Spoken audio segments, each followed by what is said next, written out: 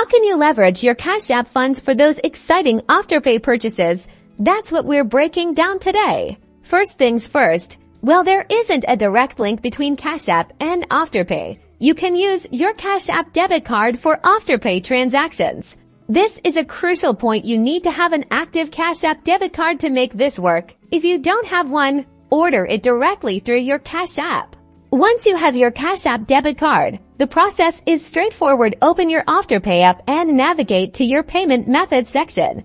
Here, you'll select the option to add new card and input your Cash App debit card details just like you would any other debit or credit card.